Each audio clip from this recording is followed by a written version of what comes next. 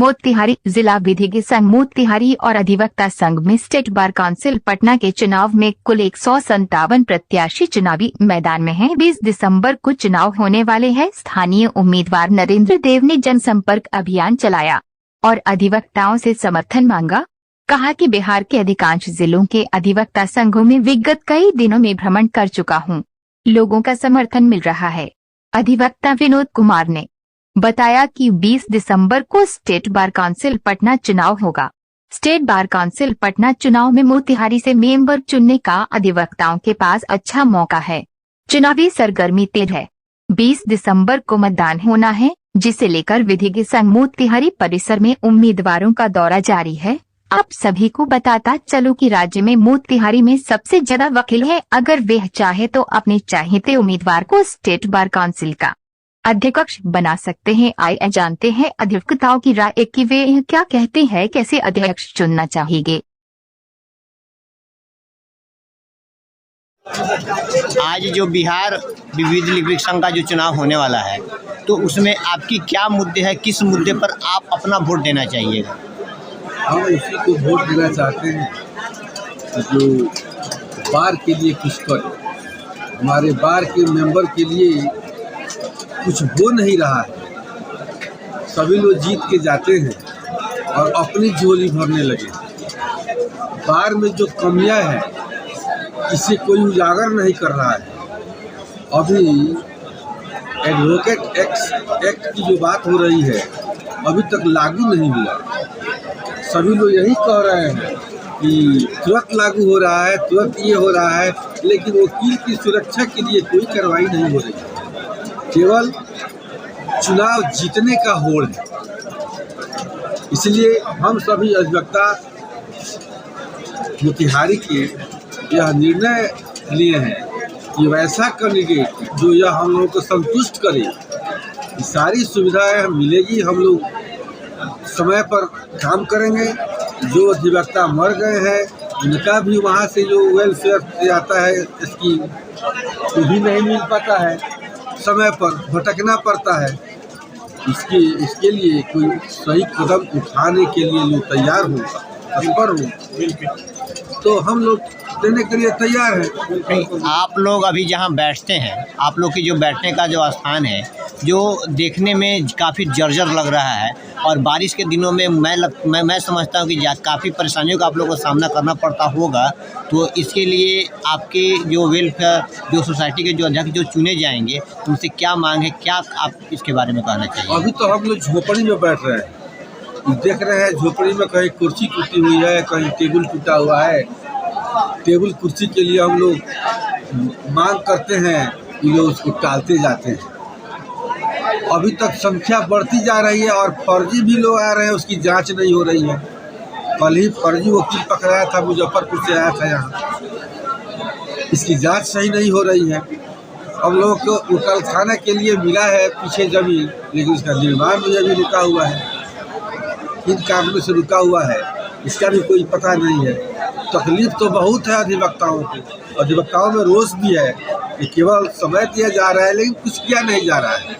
वकील क्या कोई भविष्य नहीं है। वकील के लिए भविष्य होना चाहिए और कोई सुरक्षा नहीं है। और क्या जानना चाहेंगे मुझसे?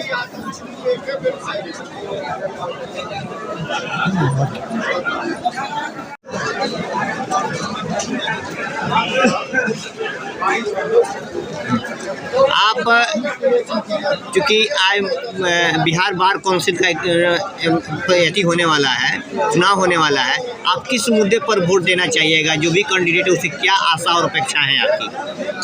देखिए, बिहार अधिवक्ता चुनाव जो है 20 तारीख, यह चुनाव जो अपने आप में उनका स्थान रखता है, बहुत बढ़िया स्थान रखता है। अधिवक्ताओं के कल्याण के लिए किया जाता है। लेकिन वर्तमान समय में हम पाते हैं कि अधिवक्ता के कल्याण के लिए जो कार्य होना चाहिए, वह कार्य नहीं हो पा रहा। तो हम अपेक्षा रखते हैं कि हम ऐसे प्रतिनिधि को चुनें जो प्रतिनिधि हमारी समस्याओं को जो है समझे, हमारे समस्याओं का समाधान करे।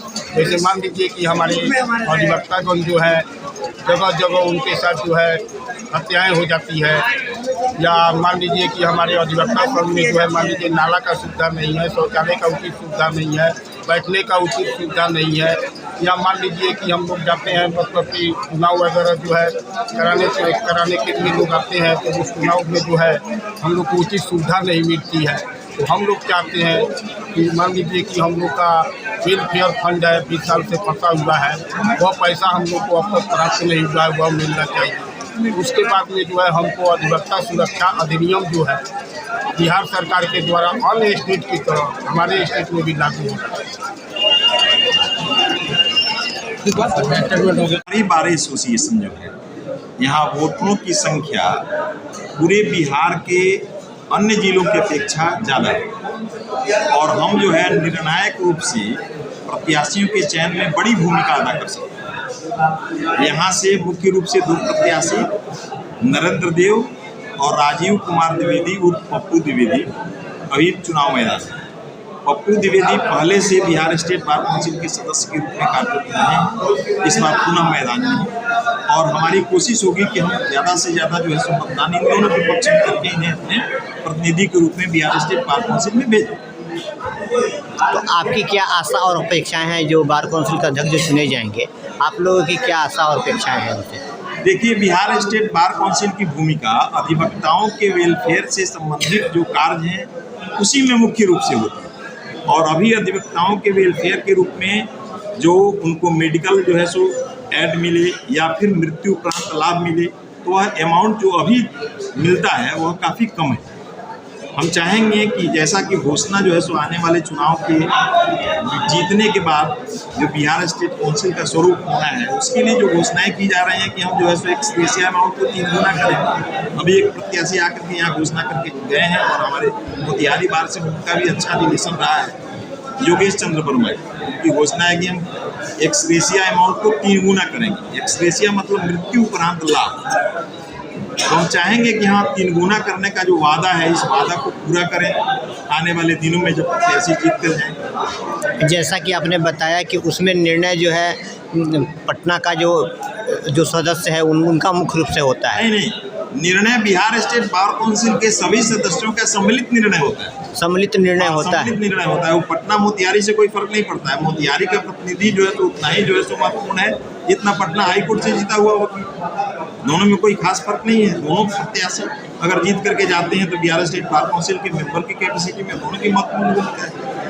तो सर जो ये राशि जो बहुत कम है, इस राशि को आपका क्या मत है? इस राशि को और देखिए, अभी आधुनिक दौर में कम से कम उस राशि को 10 लाख किया जाना चाहिए। 10 लाख मिनिमम जो है सो किया जाना चाहिए। अधिवक्ता अगर कोई मरता है कार्यरत अधिवक्ता तो मृत्यु उपरांत लाभ के रूप में उसको 10 लाख से कम अमाउंट अगर मिलता है तो आज के दौर में वह काफ़ी है। सर बार बार ऐसा सुनने को मिलता है कि अपराधियों का जैसे आप लोग केस लड़ते हैं तो अपराधियों के द्वारा भी आप लोगों को भी हताहत करने की बात कही जाती है कि आपने केस लड़ा, चाहे किसी पक्ष में लड़ा विपक्ष में लड़ा, आपका काम है, कर्तव्य है, करते हैं, लेकिन फिर भी अपराधियों के द्वारा आप लोग को भी धमकाया जाता है। इस पर आपकी सुरक्षा गारंटी के लिए आप क्या इस तरह के काउंसिल से डिमांड कीजिएगा? देखिए, अधिवक्ता सुरक्षा कानून एडवोकेट प्रोटेक्शन एक्ट की बात लगातार की जा रही है, लेकिन मैं समझता हूं कि किसी भी अधिवक्ता को जो मूल रूप से पेशेवर तरीके से काम करता है ईमानदारी के साथ, उसको सुरक्षा की कोई जरूरत नहीं है। वह पूरी तरह सुरक्षित है। हम तो दूसरे को सुरक्षा देने के लिए यहाँ बैठे हुए हैं। हमारी यह सुरक्षा कहीं से नहीं हो सकती है। सुरक्षा की स्थिति तब होती है जब अधिवक्ता अपने पेशे से इतर विक्रम और दलाली का धंधा करता है। वैसी स्थिति में अधिवक्ता का जीवन खतरे में पड़ता है। अधिवक्ता अगर ईमानदारी से अपना प्रोफेशन करता है तो ऐसी स्थिति में उसको कोई खतरा नहीं। आप अपना नाम बता दीजिए। मेरा नाम है रमाकांत पांडे। होता है बिहार स्टेट बार काउंसिल के जो चेयरपर्सन है या जो सदस्यगण है तो वो अधिवक्ताओं के हित में होना चाहिए, जो कि अभी मैंने प्रत्यक्ष रूप से यह देखा जा रहा है कि पूर्व की जो कमेटी थी या उसके पूर्व जो कमेटी थी वो अधिवक्ताओं के हित में कम, क्योंकि मेनली देखा जाएगा मृत्यु के बाद जो एक्सग्रेशिया अमाउंट होता है कि कोई भी ऐसा डिस्ट्रिक्ट नहीं होगा जिसमें मृत्यु के बाद जो राशि मिलती है अधिवक्ताओं की वो प्रॉपर समय से मिल जाए, या बीमार होने के बाद जो क्लेम करते हैं अधिवक्ता महोदय वह राशि मिल जाए। हम लोग के वेलफेयर की भी राशि, हमको लगता है कि मोतिहारी के वेलफेयर की राशि जो जिला विधिक संघ को आनी चाहिए वह लगता है 15 या 20 साल से वैसे ही है। एक पैसा वेलफेयर जो वकील के वेलफेयर के लिए टिकट लगता है उसमें एक पैसा अभी तक नहीं आया है। इसलिए हम लोग का मुख्य मुद्दा यह है कि अधिवक्ताओं के मान सम्मान के साथ कोई समझौता नहीं होगा। अधिवक्ताओं को जहां आवश्यकता होगी, जैसे आवश्यकता होगी, हम लोग उस पर खरे उतरेंगे। इसलिए अधिवक्ता एकता एक ही मुद्दा है। सारे बिहार के अधिवक्ता एक हैं और अधिवक्ता एकता और अधिवक्ताओं के मान सम्मान के लिए हम लड़ते। जैसा कि अधिवक्ता लगातार आपराधिक केस लड़ते रहते हैं, अपराधियों के द्वारा उनको भी प्रताड़ित करने का, उनको मारने की भी धमकी दी जाती है। इस पर आपका आगे का बहुत पहले से एडवोकेट प्रोटेक्शन एक्ट की चर्चा हो रही है, बिल भी बना। कई बार इलेक्शन के पहले यह मुद्दा भी उठा कि एडवोकेट प्रोटेक्शन एक्ट लागू हो, अधिवक्ताओं को उससे सेफ्टी मिलेगी। यह भी मुद्दा उठा कि पूरे बिहार के जो अधिवक्ता हैं उनका एक ग्रुप इंश्योरेंस किया जाए। लेकिन इलेक्शन के पहले यह मुद्दा उठता है और लोग चर्चा करते हैं, इलेक्शन के बाद भूल जाते हैं। उस मुद्दा को हम लोग प्रखर रूप से बिहार स्टेट बार काउंसिल के पटल पर उठाएंगे और उस मुद्दा को लागू कराने का हर संभव प्रयास करेंगे कि एडवोकेट प्रोटेक्शन एक्ट बिहार में भी हिमाचल की तरह लागू हो, मध्य प्रदेश की तरह लागू हो। एडवोकेट के साथ अगर किसी तरह का अप्रिय घटना होता है तो उसको वैसी कड़ी से कड़ी सजा मिले उस व्यक्ति को, यह हम लोग करेंगे। आकस्मिक दुर्घटना के प्रति आपकी क्या रणनीति रहेगी? आकस्मिक दुर्घटना जो किसी के साथ कहीं भी हो सकता है, इसके लिए क्या इंश्योरेंस की प्रक्रिया रहेगी? इंश्योरेंस उनको मिलना चाहिए या नहीं मिले, पर आपकी क्या राय है? अधिवक्ताओं को तो इंश्योर्ड होना ही चाहिए। इंश्योरेंस तो बिहार स्टेट बार काउंसिल को करना ही चाहिए।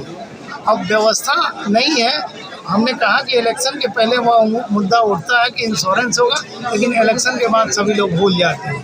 लेकिन हम लोग इस मुद्दा को प्रखर रूप से उठाएंगे पटल पर और लागू कराने का हर संभव प्रयास करेंगे।